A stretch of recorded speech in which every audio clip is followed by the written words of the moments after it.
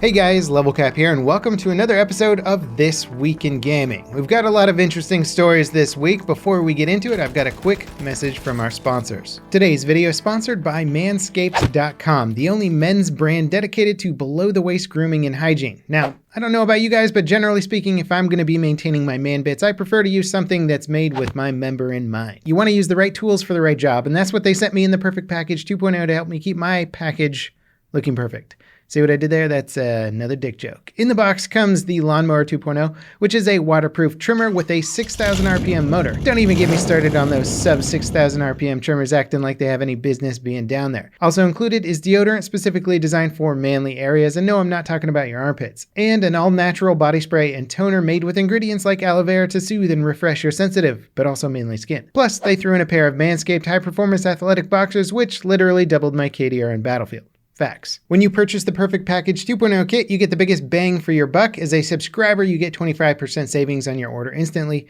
new replacement blades for your lawnmower trimmer delivered to your door every 3 months, and exclusive access to the new Plow 2.0 safety razor with an upgraded ergonomic design. Use my code LEVEL20 at checkout and you'll get 20% off plus free shipping. So head on over to manscaped.com and get your groom on. Your balls will thank you, and possibly other people too. Now, ball-related news aside, Ubisoft made a surprise announcement that the core design team behind Rainbow Six Siege, the game's longtime creative director, brand director, and other members of the dev team are moving on to a new project. Rainbow Six will be led from now on by a new group of veteran Siege developers. The new team's goal is to broaden the game's universe and get away from the exclusive features so the game is more inclusive to the broader player base, whatever that means. Really, it sounds like the senior staff of the game is moving to a new project. A sequel to Siege seems unlikely right now as the game has continued to grow and has already cemented itself as a premier esports title.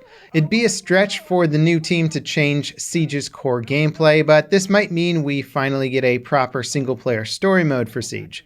Single-player campaigns were a staple of the franchise since its beginning. When Siege was revealed as a multiplayer-only title, it turned a lot of heads. Obviously, things worked out, but it'd be nice to see the franchise expand by returning to its roots and fleshing out the world behind the game. Rainbow Six Quarantine is a standalone co-op game that is connected to Siege. The game is being developed by its own dedicated team, but it's likely to be somehow related to broadening Siege's universe. Since launch, Ubisoft have handled Siege remarkably well. Despite it being something of a wild card on release, Siege has since matured into both a well-refined game and a massive commercial success. After 4 years of continuous development, it might be a good time to shake things up and keep the game moving in a fresh direction. According to Activision, Call of Duty Modern Warfare is the most played title in the franchise this console generation. In its first 50 days of release, it's seen over 500 million hours played, more hours per player, and more average daily players than other Call of Duties in the past 6 years. It's reportedly averaging 10 million hours played per day globally. So far, Modern Warfare has ranked in over $1 billion in sales and was the top-selling game for 2 months in a row. The latest update for the game added the classic map Vacant and Shipment. It also made further adjustments to third-person footstep audio, fixed a bunch of bugs, and more. Despite how divisive Modern Warfare has been for some players, it's clear that making post-launch DLC free for everyone and not including pay-to-win microtransactions is at least helping the game's success. PlayerUnknown's Battlegrounds final update of 2019 is here. It greatly improves on the game's blood spatter mechanics. Because PUBG doesn't have hit markers, players use the puffs of blood caused by landing a shot on someone to confirm their hits. This update makes distinguishing headshots from body shots easier by making them more distinct, so you'll have a better idea of how much damage you've done to an enemy. Blood will now splatter on walls and floors following the bullet's trajectory. Blood impacts on the player model in general are also more precise. The update will make a bunch of minor tweaks and bug fixes.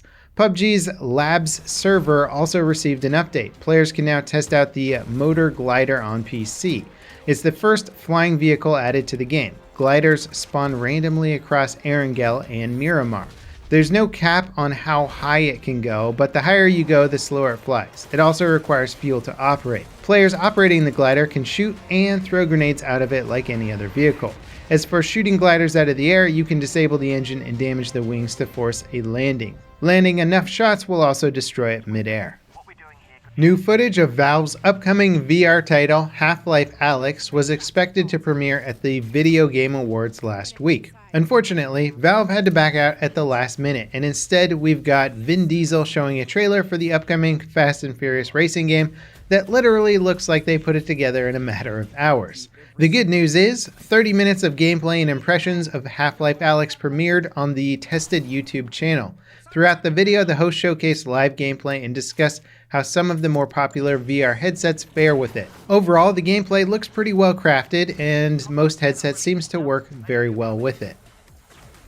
In case you were worried you'd need to spend $1,000 or more on a VR headset, there's some good news. One of the headsets tested looked at in their Half-Life ALYX coverage, the Samsung Odyssey Plus, is back on sale now for $230. It's a Windows mixed reality headset that is well regarded despite its low price tag. It also seems to play well with ALYX and other major VR titles like Boneworks. Microsoft cleared up some confusion regarding the next-gen Xbox's actual name. When it was unveiled, they referred to it as the Xbox Series X. They've since clarified that the new console will just be called Xbox, with the Series X part indicating it could be the first in a line of multiple new Xbox consoles. Rumors have been buzzing for months that Microsoft are developing a diskless Xbox model built to work exclusively with digital titles and their xCloud gaming streaming platform. The Xbox One currently has 3 variants: the S, the base model, and the Xbox One X. Considering how well the mid-generation console refresh worked out for both Sony and Microsoft, it's no wonder they're considering launching a line of devices rather than just one. The Steam Winter Sale is now live. It's the platform's final major sale of the year. While Steam has many seasonal sales every year, the summer and winter ones are typically the juiciest. Many top franchises like Doom, Mortal Kombat, Star Wars, Resident Evil, and more have steep discounts on their past titles. The Steam Awards are also wrapping up, so you can expect to see some more discounts for winning titles. Basically, if you were disappointed by the Steam sales this year, the winter sale makes up for them. Lots of great discounts on a bunch of new games. Let me know if you find any really good deals in the comments down below. The Epic Game Store is also running a winter sale. They're offering 12 days of free games, as well as steep discounts on select titles. Users can also claim a $10 coupon that works on titles more than $15, excluding pre-orders and DLC. GOG Galaxy 2.0 is finally available for everyone. This is GOG.com's universal launcher that combines all of your game libraries into a single launcher. It currently supports 20 platforms, the major ones being Steam, Origin, Uplay, and Epic Game Store. If you're annoyed by having to manage multiple launchers and friend lists, GOG Galaxy is a pretty ideal alternative. It combines not just your games, but all of your friends into a unified list. It will also keep your games up to date. Warframe's big EMPYREAN expansion is now available on console. The update went live for PC players last week during the Game Awards. It adds space combat complete with drivable ships and boarding raids. The expansion will launch on the Nintendo Switch sometime next year.